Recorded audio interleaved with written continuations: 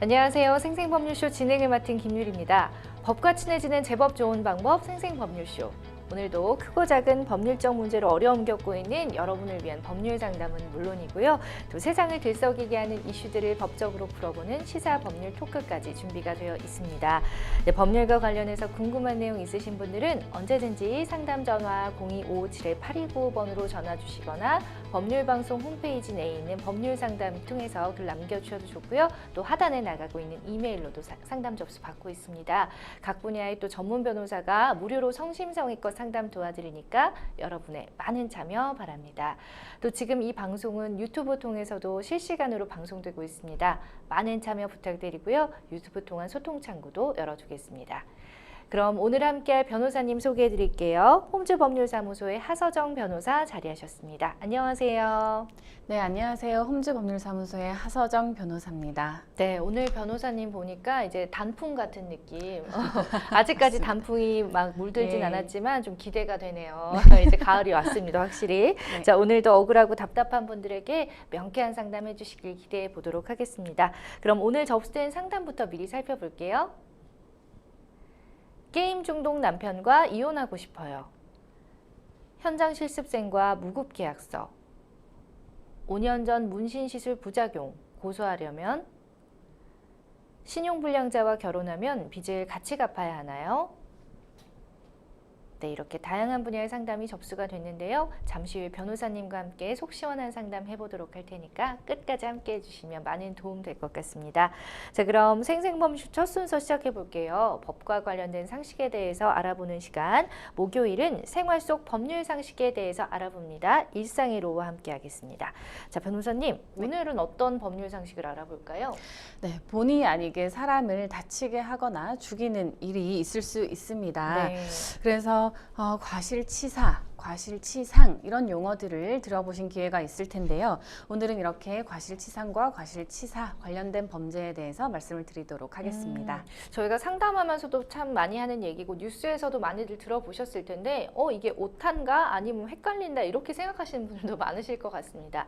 치사와 치상에 또 차이가 있을 것 같은데요. 각각 정의에 대해서 한번 짚어보죠. 네, 일단 과실치상 그리고 과실치사에는 과실이라는 단어가 붙어 있는데요. 네. 과실이라고 하면은 고의로 일부러 의도하에 사람을 다치게 하거나 죽인 것이 아니라 부주의해서 혹은 태만해서 사람의 어떤 실수로 다치게 하거나 죽게 했다는 그런 뜻을 말하고요. 그 뒤에 치상과 치사는 치는 이르게 하다 정도로 이해하시면 되고 상과 사는 다치게 상처라고 들어보셨죠. 네네. 상처를 만들면 다치게 하면 치상이 되고 죽게 만들면 치사가 돼서 이제 실수로 부주의해서 주의를 태만히 해서 사람을 다치게 하면 과실치상, 부주의하게 사람을 죽게까지 만들면 과실치사 이렇게 칭하는 것입니다. 정말 확실히 이제 와닿았습니다. 네. 이게 또 한자로 돼 있다 보니까 법률 용어가 굉장히 좀 딱딱하게 느껴질 네. 수가 있는데 네. 보니까 이제 치사 같은 경우는 죽을 사자를 쓰고 치상 같은 경우는 상처의 상 이렇게 써서 맞습니다. 상처냐 아니면 죽음에 이르게 했냐에 따라서 네. 이제 뒤에 붙는 단어가 달라지는데 자 그러면 이제 과실치사상과 업무상 과실치사상 이게 또 다른 게 있던데 의미가요. 네. 이거는 어떻게 봐야 되는 건가요? 네, 일단 과실치사상은 공통되니까 네. 과실치사상에 해당하는 뜻은 동일하고요. 음. 거기에 이제 더해서 업무상 과실치사상이라고 하면은 네. 이제 업무 중에 업무로 인해서 이렇게 과실로 또 치사에 이르게 한다면은 이제 처벌하는 범죄다라고 하는 것인데요. 우리가 흔히 아무런 모든 업무가 다 해당되느냐 그렇지는 않고요. 일정한 업무 종사자가 그 업무의 성질이나 또 그 지위상 특별하게 이제 요구되는 주의 의무가 있는 경우에는 결과 발생을 예견하거나 회피하지 못했다는 그런 책임을 물어서 불법이나 책임을 가중시켜서 하기 위해서 이렇게 업무상 과실치사상죄를 규정을 해놓은 것입니다. 네. 그래서 그렇다면 그 업무는 구체적으로 어떤 것이냐? 일단 언뜻 이제 바로 떠오르는 말씀을 드리면은 의료업, 의사라든지 네. 치과의사라든지 이렇게 의료업이 해당될 수 있고요. 또 직업적인 행위에 의해서만 업무상 과실치사상에 해당되느냐? 또 그렇지는 않고요. 업무라고 하면은 반드시 생계나 직업에 이르는 그런 행위를 말하는 것은 아니고 반복적이고 계속적으로 하는 행위를 형법에서는 업무라고 하고 있습니다. 그렇기 때문에 운전을 하시더라도 네. 비단 이렇게 뭐 운전기사, 버스 운전기사, 택시 운전기사가 아니라도 자가용을 운행하는 그런 사람들도 모두 운전을 하다가 사람을 다치게 하거나 죽게 만든 경우에는 업무상 과실치사상에 대한 죄책을 지게 되고 네. 보통의 과실치사상 죄보다는 훨씬 더 가중해서 처벌을 하게 됩니다. 아, 그렇군요. 이제 뭐 요약을 하자면 사람의 생명과 관련된 업무 도중에 과실치사가 발생을 했다면 훨씬 더 큰 처벌을 받게 되는 거네요. 네, 맞습니다. 예, 자 그런데 변호사님 이런 또 궁금한 점을 많이들 좀 가지실 것 같은데 의문점을 사실 과실치사도 결국은 누군가를 죽음에 이르게 하는 거잖아요. 결과적으로는. 네. 그런데 어쨌든 살인과 과실치사를 따로 나눠서 이제 처벌을 하게 되잖아요. 물론 네. 살인은 정말 나쁜 거지만 이런 그 나눈 이유가 있는 건지 궁금합니다. 네, 이유가 분명하게 있습니다. 네. 사실은 우리 형법적으로 형사상 이렇게 처벌하는 죄는 원칙적으로는 과실에 의한 죄는 웬만해서는 처벌을 하지 않고요. 원칙적으로는 고의에 의한 죄를 처벌하고 있습니다. 그래서 살인 혹은 상해죄, 폭행죄 이런 죄들을 처벌을 하는데 다만 사람이 이제 실수로 어떤 행위를 하더라도 그리고 이제 나쁜 의도를 가지고 죽이거나 뭐 다치게 할, 아프게 할 그런 목적이 전혀 없이 네. 아무런 의도 없이 행위를 했더라도 그 주의 의무를 위반한 정도가 너무 심해서 사람한테 일으킨 그 피해가 상해에 이르게 하고 또 사망에 이르게까지 하는 정도라면은 형법적으로 처벌을 해서라도 주의 의무를 조금 더 각별히 챙기도록 명령을 할 필요가 있는 네네. 것이겠죠. 그래서 예외적으로 과실에 의한 죄도 처벌을 하게 되는 것인데요. 그렇기 때문에 살인죄와 같이 고의에 의한 죄는 굉장히 엄하게 처벌을 합니다. 그렇지만 똑같은 사망의 결과를 이르게 만든 행위라고 할지라도 그런 살인의 고의가 없이 어떤 업무를 그냥 순수하게 했는데 그 행위가 조금 부주의해서 실수로 아주 나쁜 결과를 일으켰다 하더라도 그것을 살인과 같이 처벌을 한다면 너무나 그 사람의 어떤 그 악한 마음이 전혀 없는 것에 비해서 네네. 큰 책임을 주는 것이기 때문에 살인죄에 비해서 과실치사죄는 굉장히 경하게 처벌을 하고 있습니다. 네네. 2년 이상의 금고 그리고 700만 원 이하의 벌금에 처하게 되는데요. 이거는 이제 살인죄 같은 경우는 징역형 그리고 무기징역 또 사형까지 이룰 수 있는데 네. 그에 비해서 이 과실치사는 징역형도 없거든요. 오로지 금고형 그다음에 벌금까지도 처분할 수 있는 굉장히 경한 죄로 분류를 하고 있습니다. 아, 그렇군요. 결과적으로는 이제 사망에 이르게 한 것은 같지만 네. 어쨌든 의도를 가지고 한 게 아니고 본의 아니게 또 네. 실수로 그랬을 수도 있다라고 생각하기 때문에 네. 조금 차별이 많이 이제 네, 되는 맞습니다. 거군요. 알겠습니다. 자, 살인 범죄 역시 이제 또 고의성, 이 법적인 얘기를 하다 보면 고의성이라는 게 의도적인 거에 굉장히 또 힘이 실리더라고요. 네. 그거에 따라서 이제 형량이 달라지는 것과 같은 맥락으로 볼 수가 있겠는데, 그러면 일반 과실치사보다 좀 더 엄중하게 여겨지는 이제 업무상 과실치사 있죠. 네. 여기는 또 종류가 다양하게 있다고 하는데 소개 좀 부탁드립니다. 네, 크게 이제 우리 그 시청자분들이 많이 접하실 수 있는 업무상 과실치사상죄는 어떤 것이 있겠느냐, 그리고 주의를 더 기울여야 하는 것이 특히 교통사고라고 말씀을 드리겠습니다. 예. 거의 뭐 대부분의 성인들은 다들 운전을 하는데요. 운전을 하면서 사람을 다치게 하거나 또는 또 교통사고가 일어나면 사망의 결과도 자주 발생을 하니까요. 그렇게 사망에까지 이르게 하면은 업무상 과실치사죄, 이렇게 업무상 과실치사상으로 처벌에 이르게 되거든요. 네. 물론 그 안에서는 우리 뭐 교통사고 특례법, 처리 특례법 이런 것들을 통해서 또 형사처벌에는 이르지 않도록 여러 가지 이제 다른 법규도 준비는 되어 있습니다만은 원칙적으로는 업무상 과실치사상죄에 해당돼서 처벌의 위험에 있으니 운전을 하실 때 굉장히 조심을 하셔야 되겠습니다. 네. 그리고 또 보통의 대부분의 시청자분들이 가해자 의 위험보다는 피해자의 위험에 노출이 되어 있는 것이 또 의료사고가 되겠습니다. 의료사고는 기본적으로 이제 의료 행위를 받는 것에서부터 의료사고가 발생할 위험은 언제나 이제 갖고 있다. 하지만 이제 그 위험 자체는 좀 이제 희박하기는 하겠죠. 그런 위험을 이제 안고 계신다고 생각은 하셔야 되는데요. 의사나 이제 뭐 간호사라든지 의료업에 종사하시는 분들의 부주의에 의해서 어떤 신체의 상해나 사망에 이르는 결과를 얻게 되면 의료 사고를 당한 것이고, 또 그런 의료인에게는 의료상, 업무상 과실치사상죄의 죄책이 지워질 수 있으니 잘 따져보셨으면 좋겠습니다. 그렇습니다. 자, 또 뭐 내가 잘못을 직접적으로 하지 않은 경우라 하더라도 사실 과실치사죄 책임을 지게 되는 경우가 있다고 하는데 어떤 경우가 있을까요? 직접적으로 행위를 한다는 것과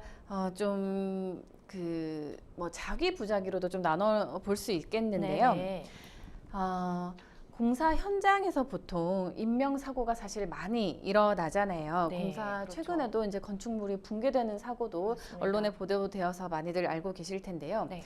이렇게 공사 현장에서 어떤 건축물이 붕괴가 되거나 해서 인명사고가 발생했을 때는 그 현장 소장이나 또 뭐 감리자들에게 관리 감독의 책임을 묻게 됩니다. 그럴 경우에 관리 감독상에 혹은 교육상에 어떤 과실이 있었다, 부주의한 부분이 있었거나 부족한 부분이 있었다면은 그렇게 발생한 사고에 의한 인명 피해에 대해서도 업무상 과실치사상 죄를 물을 수 있습니다. 그렇군요. 자, 행위 안에서 이제 사망 과실이 있는 경우와 행위 안에 사망의 과실이 없더라도 나의 실수 혹은 나태한 것 때문에 이제 사망 사건이 벌어진 경우도 있을 수가 있잖아요. 자, 참 어렵습니다. 이게 과실치사 어느 정도를 적용하는 거고 내가 또 그렇게 가해자가 될 수도 있는 상황이고 그래서 참 이게 알 수가 없는 건데 그래도 아직까지도 좀 헷갈린다 하시는 분이 있을 수도 있을 것 같아서 업무상의 과실치사와 관련해서 유죄 확정 판결 사례가 있다면 좀 예를 들어서 설명해 주면 훨씬 더 이해하기가 쉬울 것 같아요. 네, 최근에 있었던 과실치사 유죄 확정 사례를 좀 말씀을 드리겠습니다. 당뇨를 앓고 있었던 70대의 이제 요양시설 입소자가 계셨는데 저혈당 증세를 호소했는데 적절한 조치가 취해지지 않아서 숨진 사안이고요.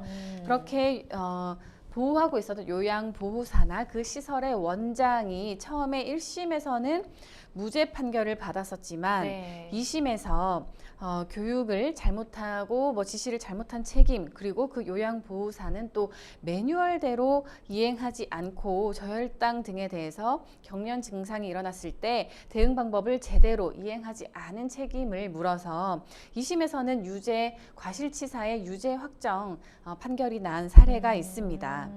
그러면 이제 결과적으로는 유죄 판결을 받은 사건인데 형량은 어떻게 됐나요? 형량이 요양보호사에게는 벌금 500만 원과 벌금 500만 원이 선고되고 원장에게도 다시 말씀드리겠습니다. 요양보호사에게는 벌금 300만 원, 원장에게는 벌금 500만 원이 선고되었습니다. 그렇군요. 네. 자, 나의 업무 중 부주의가 누군가를 다치게 하거나 또 심각하면 죽음에 이르게 할 수도 있다는 점을 늘 기억하고 있어야 될 것 같습니다. 자, 과실치상과 과실치사에 대해서 오늘 알아봤는데 아무래도 나의 행복뿐만 아니라 남의 행복까지 해칠 수 있는 그런 또 큰 범죄이다 보니까 조금씩 이제 주의를 기울이는 거. 이건 또 의도를 가지고 하는 건 아니기 때문에 늘 좀 긴장하고 살아야 이런 일이 벌어지지 않겠죠?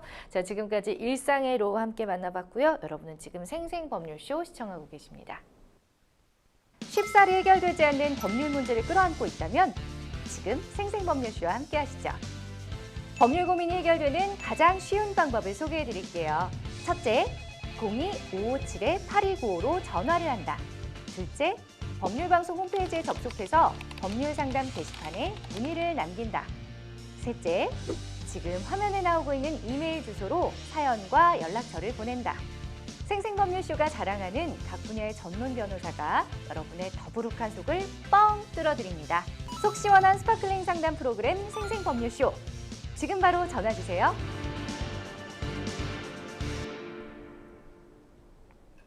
네, 지금부터는 생생법률쇼가 자랑하는 성심성의 무료 법률 상담 이어가 보도록 하겠습니다. 전화가 연결되어 있으니까 바로 받아볼게요. 여보세요? 네, 안녕하세요. 예, 안녕하세요. 어떤 점이 궁금해서 전화 주셨나요? 저 지금 남편이랑 이혼을 얘기하고 있는데요. 네네. 저 남편 빚 때문에 제가 갚은 게 너무 많아서, 이거를 이제 이혼하고 나서 남편에게 청구를 할 수 있는지 네. 궁금해요. 그 좀 자세히 말씀을 드리면은, 네. 이제 결혼한 지 반년 지났을 때 남편이 인터넷 게임에 조금 중독돼 있는 상황이었는데, 게임 때문에 빚이 3천만 원 정도 있는 걸 알았어요. 네. 그래서 네, 그거를 이제 제가 모아놨던 현금이랑 제가 신용대출까지 받아서 이자가 너무 비싸서 빨리 갚았고, 그리고 나서도 이제 좀 이제는 하지 말자 이렇게 약속을 했는데도 게임을 끊지를 못하더라고요. 네. 그래서 뭐 아이템을 산다 막 이러면서 월급으로는 생활비 하고 뭐 저희 전세금 이자 내고 이런 것도 너무 힘들어서 네. 아이템 사고 이럴 돈이 없을 줄 알았는데 막 빚까지 내고 뭐 주변 사람들한테 돈을 빌린 거예요. 알고 보니까. 그리고 또 카드론까지 했더라고요. 네. 그런데 이제 이거를 이제 계속 눈 감아주고 같이 갚아주기는 제가 너무 여력이 안 되고, 뭐 남편에 대한 마음도 많이 신뢰도 없는 상태고, 또 이제 그동안 뭐 시댁도 시아버지가 교통사고 가해자가 된 적이 있었는데, 예. 그거 비용도 이제 상당히 많이 나왔어요. 그래서 그 시댁도 뭐 여유 있는 상황이 아니어서 그 돈 좀 도와달라 시어머니가 말씀하셔서 그것도 드리고 생활비도 계속 드리고 있었거든요. 네. 그래서 이런 상황들이 너무 지겹고 지쳐가지고 그래서 이혼을 하고 있는데 지금 사실 살고 있던 저희 신혼집도 전세였는데 남편 빚 갚고 뭐 시댁 도와주고 이러다 보니까 보증금 떼서 월세로 돌렸거든요. 네. 그래서 남은 보증금도 얼마 되지도 않고 그랬는데 이제 이대로 그래서 이혼을 하고 싶은데 저는 이혼을 하려고 하니 좀 제가 그동안 너무 남편한테 들어간 돈 너무 많으니까 억울하다는 생각이 들어서 네. 이거를 뭐 이혼 전에 갚을 수 있는 상황은 아닌 것 같고 남편이 이혼 후에도 이거를 돌려받을 수 있는지 네. 여쭤보고 싶어요. 아, 알겠습니다. 일단 지금 사연을 쭉 들어봤는데 결혼한 이후로 마음고생이 엄청나셨을 것 같습니다. 네. 일단 지금 돈 때문에 신뢰까지 그런 깨진 상황에서 결국은 이제 이혼을 결심하셨는데 이렇게 이혼 후든 뭐 전이든 어쨌거나 남편 대신 채무를 갚아주셨는데 이걸 돌려받을 수 있는지에 대해서 궁금하신 것 같아요. 지금 바로 옆에 하서정 변호사님 나와 계시니까 바로 상담해 보도록 하겠습니다. 예, 안녕하세요. 오늘 상담드릴 하서정 변호사입니다. 안녕하세요. 예, 안녕하세요. 말씀 잘 들었는데요.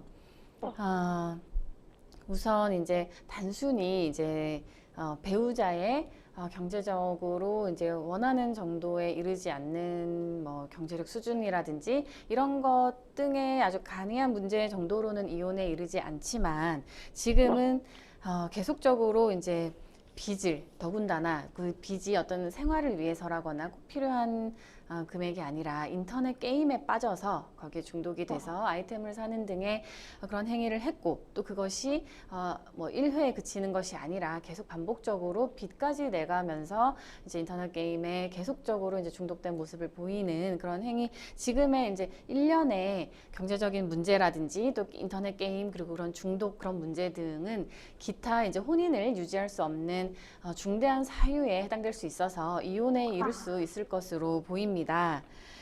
다만 이제 또 두 번째 질문이 남편 지금까지 이제 결혼 생활을 보면 계속적으로 처음에 3천만 원도 그렇고 또 그 이후에 시아버지의 사실 교통사고에 대한 그런 처리하는 그런 대금을 굳이 이제 이 며느리께서 갚아주거나 지원을 해드려야 될 이유는 없기는 했는데 또 피치 못할 이제 가족이기 때문에 어찌 할 수 없어서 또 그 또한 이제 가정 생활에 굉장히 큰 부담이 됐었잖아요. 그런 비용이라든지 또 마지막에 또 뭐 카드론, 그 남편분이 주변 사람들한테 카드론을 했다든지 주변 사람들한테 돈을 빌렸다든지 뭐 그런 내용들 전부 지금 현재 계속 이제 전화하신 상담자님께서 메꿔주고 있는 상황인데 네. 이 자체로 보면은 굉장히 안타까운 사정은 맞습니다만은 즉 상담자님께서 남편분께 돈을 뭐 빌려준다든지 하는 그런 차용 관계를 설정하신 것은 아닌 것으로 보이는데 어떤가요? 네, 그냥 뭐 어떤 계약서 같은 걸 말씀하시는 거. 네, 그러니까 이걸 꼭 계약서를 쓰면 좋지만 안 썼더라도 내가 이거 빌려주는 거니까 언제까지 갚아라 뭐 이런 식으로 서로 구두로라도 약정을 하는 것이 있었던가요? 특별히 말을 하지는 않았어요. 네, 그런 사정으로 보여서 그렇지 않아도 네. 계속적으로 이제 이 상담자님은 가정 생활을 잘 영위하고 이끌기 위해서 본인의 자금을 적극적으로 내서 계속 빚을 갚아주고 시댁에도 또 도와드리고 계속 이렇게 희생을 해오셨는데 안타깝게도 이제 지금 현 상태에서 지금 이 상태에서는 질문을 하신다면은 남편이 지금까지 메꿔줬던 그 상담자님의 돈을 갚아야 될 의무는 곧바로 발생하지는 않습니다. 그래서 갚아야 될 의무가 없다고요? 네네. 왜냐하면 빌려준 것이 아니라 어찌됐건 그 돈에 대해서는 스스로 지금 상담자님이 지급을 한 부분이 있기 때문에 갚아야 될 의무는 없는데 그렇기 때문에 이혼을 앞두고서 조금 더 이제 남편분과 대화가 되는 상황이라면은 추후 경제적인 능력이 어떤 상황인지는 모르겠습니다만은 이 남편분이 수입이나 어떤 돈을 벌 수 있는 능력이 그래도 있는 상태라면은 추후 돈을 벌 때마다 얼마씩 갚는다든지 그 지금까지 내가 그 남편한테 드린 돈이 얼마니까 그만큼은 뭐 언제까지는 갚아달라라든지 이런 지금이라도 그런 대여금 관계를 설정하시면은 도움은 될 것 같거든요. 그러면은 뭐 남편이랑 얘기를 해서 네. 이혼 후에 제가 그동안 갚아줬던 남편의 개인적인 네. 빚들을 이혼 후에 뭐 지금 회사를 다니고 있긴 하거든요. 네. 네, 그래서 월급을 받고 있기는 해서 네. 월급이 얼마씩을 갚아라 하면서 그 둘이 어떤 네. 네. 계약서 같은 걸 쓰면 되는 건가요? 계약서를 쓰고 뭐 공증도 받으셔도 되고요.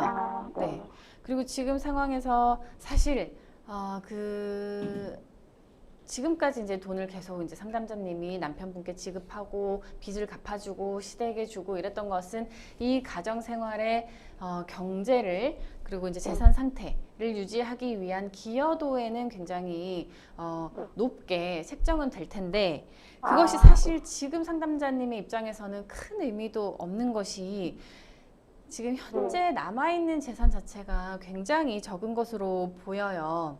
네, 맞아요. 아까 뭐 살고 있던 집도 월세로 돌리고 남은 돈은 또 보증금 1,000만 원 뿐이다 라고 하는데 뭐 전액 그 100% 기여도로 인정받아도 사실 1,000만 원만 받아 나올 수 있는 상황이잖아요.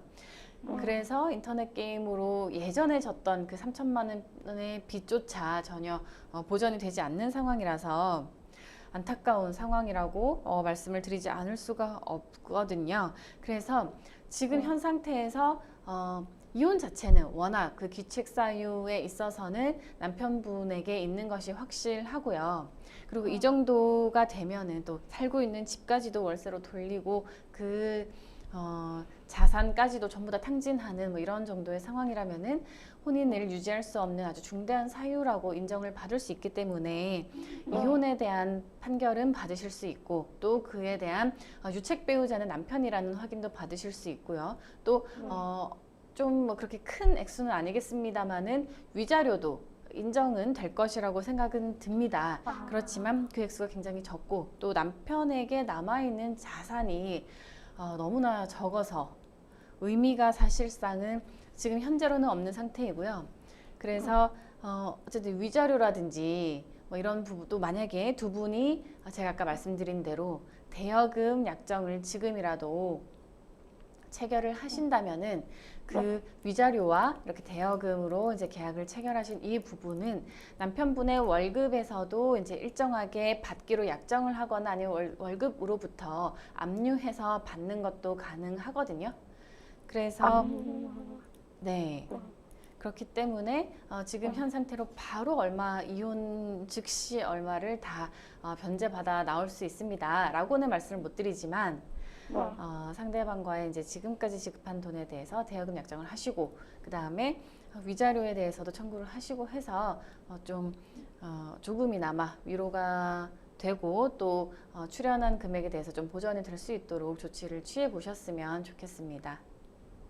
제가 그러면 위자료를 받을 수 있는 거는 네. 말씀하신 것처럼 남편이 유책 있는 배우자이기 때문에 제가 위자료를 받을 수 있는 건가요? 예, 맞습니다.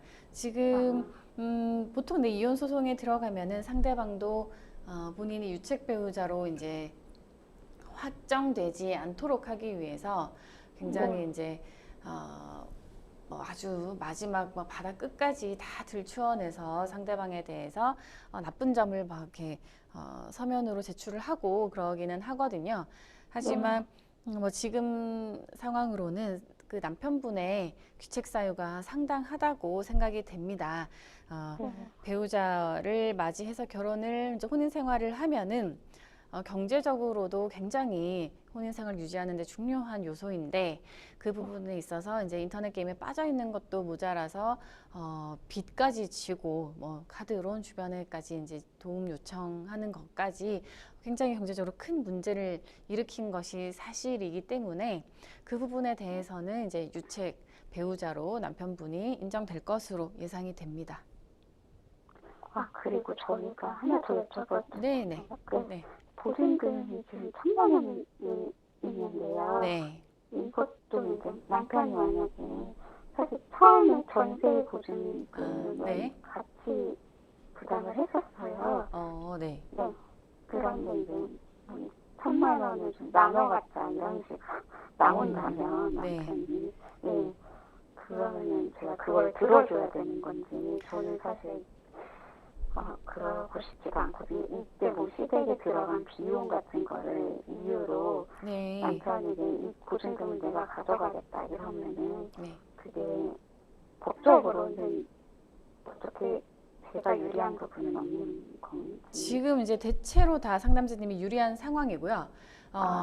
처음에 그러면 그 전세 보증금은 얼마나 어떤 비율로 네. 서로 출연을 하신 거예요? 원래는 보증금 전세 단전되어서 1억에 50만 원 정도였거든요. 네. 그 1억은 일부는 대출을 받았고 나머지 금액은 이제 남편이랑 저랑 갖고 있던 현금을 반반했었어요. 반반 하셨던 거예요? 네, 반반. 대출 명의는 누구였죠? 전세집 명의요? 대출 명의? 네. 대출 명의는 남편이었고 그 이자는 같이 내고 있었거든요. 그럼 현재 그 대출은 갚은 상태고 맞아요. 갚은 상태예요? 네. 아, 월세로 네. 돌리면서 뺐고 네. 그 주인한테만 집주인한테만 지금 1,000만 원 네. 월세를 조금 올리는 방향으로 네. 바꾼 거. 지금 상황에서 사실 남편 그 기여도를 이제 따져야 되는데 그나마 1,000만 원이라도 남은 것은 네. 대부분 이제 지금 남편분은 기여도를 생각해 보면 지금 1,000만 원에 대해서 기여를 했다기보다는 그 지금까지 자산을 탕진하는데 오히려 마이너스를 보탠 것이라고 생각이 되는데 네. 얼마를 출연했고 또 그 남편의 급여가 얼마고 또 지금 현재 남편 명의로 남아 있는 빚이 얼마인지에 따라서 이 1,000만 원의 향방이 이제 결정은 될 텐데요. 지금까지 아직 이제 그런 정보들이 정확해야 조금 더 그 최종 결과에 가까운 답변을 드릴 수 있지만은 지금 1,000만 원 정도에 있어서는 거의 남편의 기여도가 인정이 되지 않거나 인정이 되더라도 적게 인정이 될 것이라서 보증금 1,000만 원이 대부분 지금 상담자님께로 인정이 되지 않을까 생각이 되고요. 뭐 적어도 최소한 뭐 50%는 상담자님께서 받으실 수 있을 것이라고 예상이 됩니다. 그러면 일단은 그 제가 가장 궁금했던 부분이 네. 제가 갚아줬던 이제 빚을 이혼을 받을 수 있는지는 일단 이거는 방법이 계약 남편이랑 이렇게 합의를 해서 네. 계약서를 남기는 네. 형태로만 가능하다는 거예요. 네, 맞습니다. 네, 일단 지금 뭐 남편분이 이렇게 자산이 많지도 않을 네. 뿐더러 지금 네. 상황이 여러 가지로 뭐 의무가 있었던 건 아니니까요. 갚아줘야 할. 네. 네, 조금 안타깝지만 현 상태로 지급받을 수 있는 거는 대여금 약정을 하시는 것과 또 위자료를 청구해서 돌려받는 방법, 이 두 개를 이제 변호사님께서 말씀해 주셨으니까 이거라도 이제 잘 준비해서 네, 챙겨 받으시면 어떨까 싶습니다. 네, 알겠습니다. 예, 상담 여기서 마무리하겠습니다. 네, 고맙습니다. 네. 아이고, 참 사정이 많이 힘드실 것 같다는 네. 생각이 드네요. 네. 자, 어쨌든 뭐 방법이 아예 없는 건 아니니까 네, 방법 또 제시해 주셨으니까 잘 해결해 주셨으면 좋겠어요. 자, 이번에도 법률 방송 이메일을 통해서 들어온 여러분의 고민 해결해 드리는 시간입니다. 어떤 내용인지 화면 볼게요. 대학 현장 실습으로 한 회사에서 일을 하고 있습니다. 그런데 처음 실습생을 모집할 때는 한 달 실습비를 40만 원이라고 해놓고 실습 시작 일주일 후 갑자기 무급계약서를 쓰라고 하는데요. 저는 회사에서 계약을 해지하면 성적에 큰 영향을 받게 되기 때문에 어쩔 수 없이 계약서에 사인을 했습니다. 무급계약서 내용에는 급여와 관련된 내용이 전혀 없는데 큰 효력이 있을까요? 그리고 학교나 교수님한테는 돈을 받고 있다고 말하라고 하는데 어떻게 해야 할까요? 또 며칠 전에는 통장 사본과 신분증 사진을 요구해서 월급을 보내주시는 줄 알고 모두 보내드렸습니다. 그런데 이전에 실습하신 분들의 주민번호와 신분증 사진을 아직까지도 가지고 계시다는 말을 들었는데요. 실습 후 폐기한다고 해놓고 이전 실습생분들 정보를 아직까지도 가지고 있다는 것을 알게 된 이후 제 것도 어떻게 될지 몰라 너무 걱정이 됩니다. 신분증을 보내면서 별다른 설명도 없었고 사용처도 정확하게 말해주지 않았습니다. 물어보면 세금 내는 것 때문에 필요하다고 하는데 처음부터 돈을 줄 생각도 없었던 대표님 말을 더 이상 믿을 수가 없습니다. 문제는 또 있습니다. 현재 회사가 대표님과 실습생 9명으로 운영되고 있는데 가끔 클라이언트들이 오면 저희를 직원인 것처럼 말하고 본인의 사업계획서에 실습생 일부를 거짓 경력과 함께 직원 명단으로 올려서 제출하기도 합니다. 뿐만 아니라 다른 회사의 자료를 본인 회사의 자료인 것처럼 수정하라고 하는데 나중에 책임을 져야 하는 상황이 올까 봐 너무 걱정됩니다. 현장 실습에 취재하는 거리가 먼 일들을 이렇게 당연하게 시켜도 되는 건가요? 라는 지금 사연을 보내주셨는데 지금 보면서도 좀 열받는데요. 이 정도면 거의 사기가 아닐까 이런 네. 생각이 드는데 네. 자, 어쨌든 뭐 무급계약서를 강요받고 원래는 돈을 주겠다고 해놓고서 이제 말이 바뀌었고 또 심지어 학교 교수에게는 돈을 받고 있다는 거짓말까지 시켰습니다. 자, 일단은 현장 실습생에 대해서도 근로기준법이 적용되는지부터 살펴봐야 될 것 같아요. 네, 그렇습니다. 그 직업교육훈련 촉진법이라고 있는데요. 네. 원칙적으로 이제 근로기준법 상에는 이렇게 현장 실습생을 위해서 규정된 법은 아니지만은 직업교육훈련 촉진법에서 제24조를 통해서 대부분의 이제 근로기준법 조항을 준용하도록 명하고 있기 때문에 이 경우에도 근로기준법이 적용되는 조항이 많습니다. 네. 아니 어쨌든 뭐 원래는 실습비를 준다고 해놓고 막상 시작이 되니까 무급계약서를 들이밀어서 어쩔 수 없이 이제 당황하셨지만 사인을 한 지금 상황인 거잖아요. 그렇다면 이 무급계약서에 효력이 있다고 볼 수가 있는지도 궁금합니다. 처음과 말이 다른데요. 아니요, 그렇지 않습니다. 이렇게 급여를, 그러니까 일을 시키고, 근로를 시키고, 급여를 줘야 하는 그 부분은 네. 아무리 사적으로 그렇지 않은 내용이 이제 법령과 다른 내용을 약정을 하더라도 강행 규정이기 때문에 급여를 주지 않는 것으로 약정할 수는 없고 약정을 하더라도 효력이 없습니다. 네. 다만 이제 현장 실습생에게는 임금을 지급해야 되는 것은 아니고 현장 실습 수당을 지급을 해야 되는데요. 그 금액적인 부분에 있어서는 다소 다를 수 있지만 무급 네. 계약은 효력이 없습니다. 아, 임금이 아니라 수당이긴 하더라도 당연히 네. 비용을 지급해야 되는 건 맞기 때문에 효력이 없다. 네. 찢으시면 될 것 같습니다. 네, 자, 학생들의 성적을 빌미로 또 계약을 성사시킨 것 때문에 학생들이 이제 제일 민감한 게 성적이잖아요. 학생 네. 때는. 네. 자, 이거는 이제 강요죄가 혹시 성립될 가능성은 없을지요?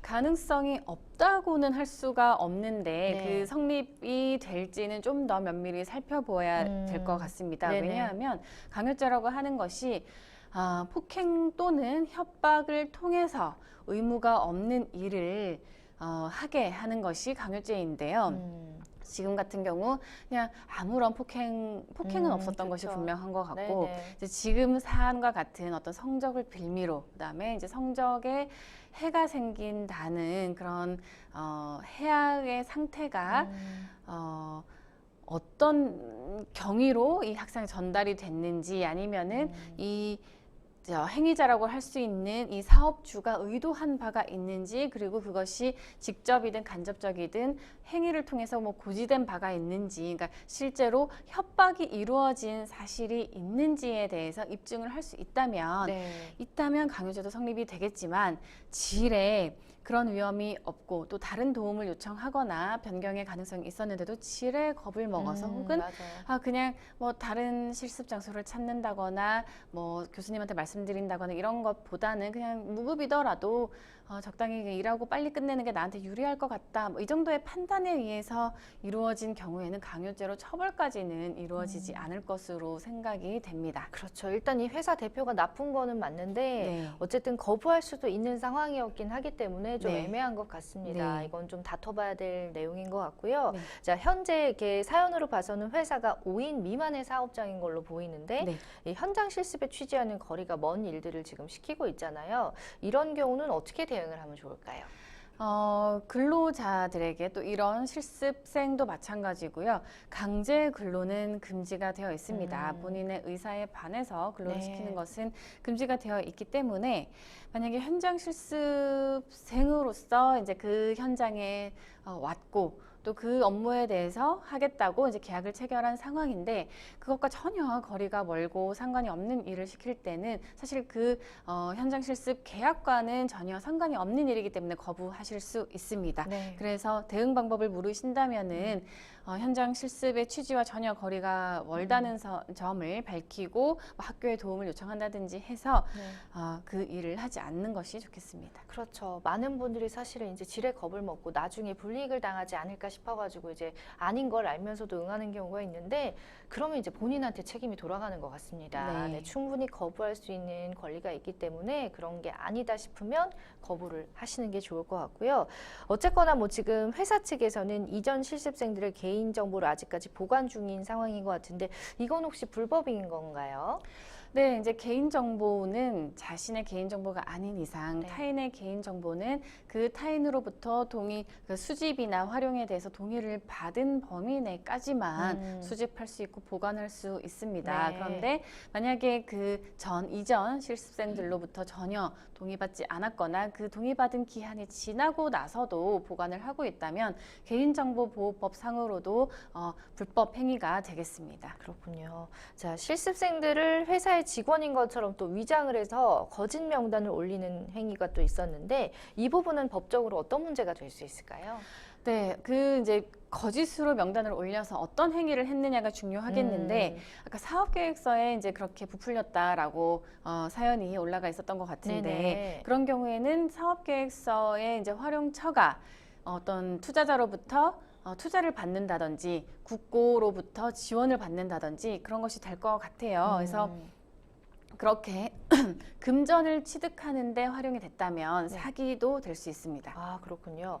일단 지금 뭐 사연이 꽤 길었던 만큼 정말 여러 가지 불법 행위들이 많이 보이는데 네. 어쨌든 회사 대표가 시켜서 다른 회사의 자료를 수정한 부분이 있었습니다. 이게 추후에 이 사연자에게도 문제를 삼을 소지가 있는 건지도 궁금해요. 네, 있습니다. 이제 이런 행위를 할 때 네. 총칼로 협박을 하거나 직접 이제 손을 들어서 강제로 행위를 하게 한 것이 아니라면은 부당한 행위, 불법적인 행위는 아무리 시키더라도 하지 않는 것이 좋습니다. 네. 이 행위가 만약에 아까 그 대표자의 사기 행위에 이용이 되는 행위라면은 조력을 당한 것이 될 수 있기 때문에요. 방조 행위가 될 수 있어서 책임을 질 수 있는 추후에 문제될 소지도 있기 때문에 주의하셔야 되겠습니다. 방조 행위가 될 수도 있으니까 반드시 주의하라는 말을 좀 새겨 들으셔야 될 것 같아요. 아무래도 이제 우리 사연자뿐만 아니라 충분히 누구나 이런 걸 가지고 이제 얼떨결에 응했다가 고민을 할 수 있는 부분이거든요. 자, 끝으로 조언 한 말씀 부탁드립니다. 네, 이런 어려운 상황이 사실 실습생이기 때문에 생기곤 하는데요. 특히 2023년 10월 19일부터 특히 또 오늘이네요. 오늘부터 더욱더 이 현장 실습생을 보호하기 위해서 개정된 법이 더 적극적으로 보호하고 있으니까요. 법률의 도움을 받으셔서 본인을 지키시기 바랍니다. 네, 내 자신은 내가 스스로 지켜야 된다는 걸 또 명심하셨으면 좋겠네요. 여러분은 지금 생생법률쇼를 함께하고 계십니다. 쉽사리 해결되지 않는 법률 문제를 끌어안고 있다면 지금 생생법률쇼와 함께하시죠. 법률 고민이 해결되는 가장 쉬운 방법을 소개해 드릴게요. 첫째, 02-557-8295로 전화를 한다. 둘째, 법률방송 홈페이지에 접속해서 법률상담 게시판에 문의를 남긴다. 셋째, 지금 화면에 나오고 있는 이메일 주소로 사연과 연락처를 보낸다. 생생법률쇼가 자랑하는 각 분야의 전문 변호사가 여러분의 더부룩한 속을 뻥 뚫어드립니다. 속 시원한 스파클링 상담 프로그램 생생법률쇼. 지금 바로 전화주세요.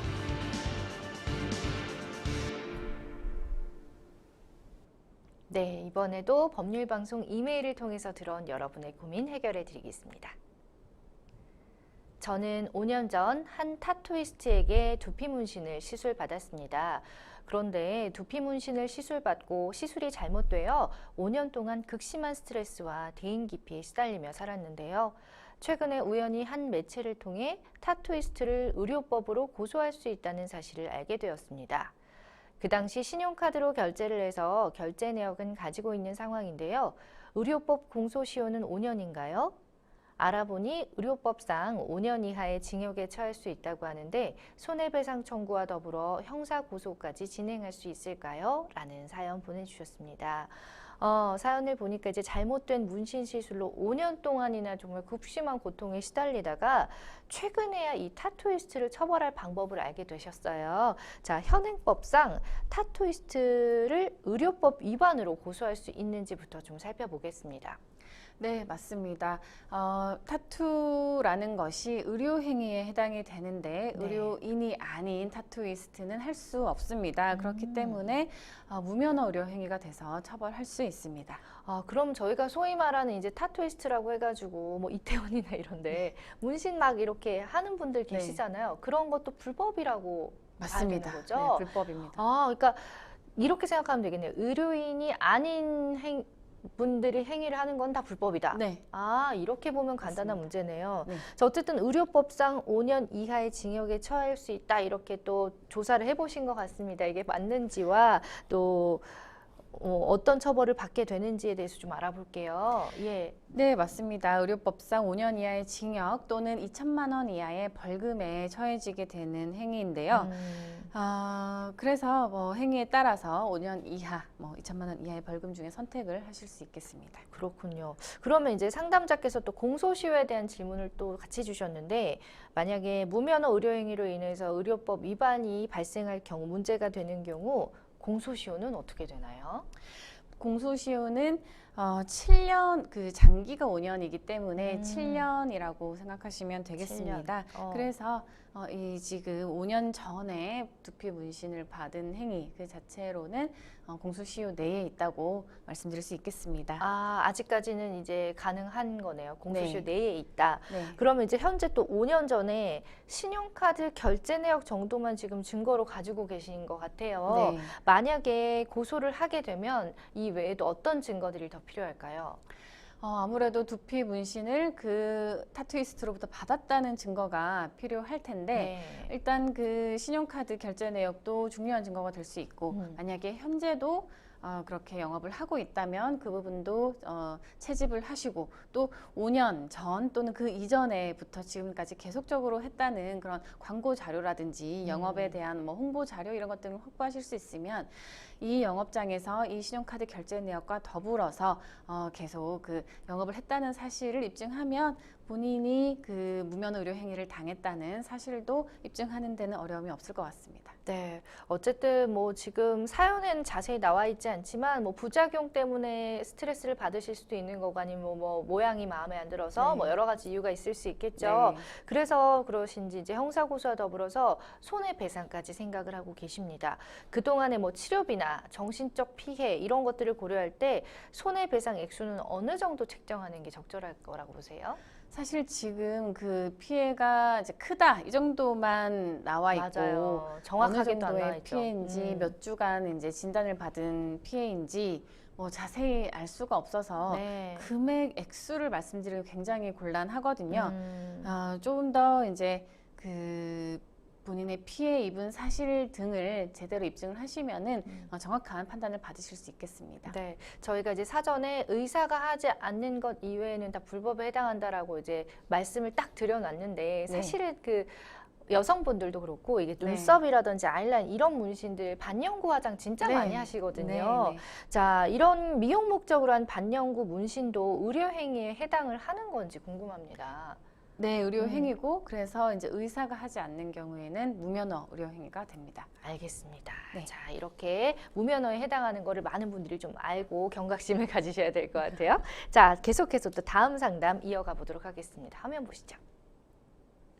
PC방을 운영하고 있는데요. 코로나19 때 많이 힘들었고 여전히 회복하지 못하고 있습니다.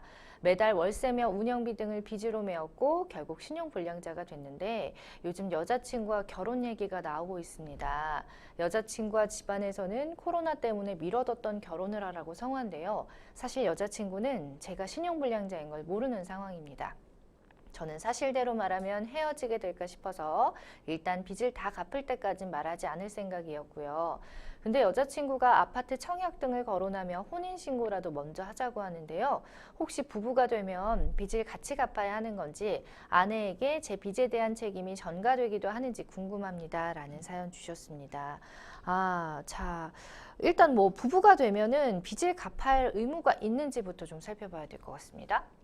부부가 된다고 하더라도 그 부부 별산제를 원칙으로 하고 있기 때문에 배우자가 진 빚은 배우자가 변제를 하면 되는 것이지 부부가 되는 상대 배우자는 변제할 의무가 발생하지 않습니다. 의무는 없다는 걸로 결론을 내드렸고 네. 자, 그럼 혹시나 나의 채무로 인해서 우리 배우자의 소득이나 재산이 압류될 가능성도 있는 건지요? 그 또한 없습니다. 오, 그래요.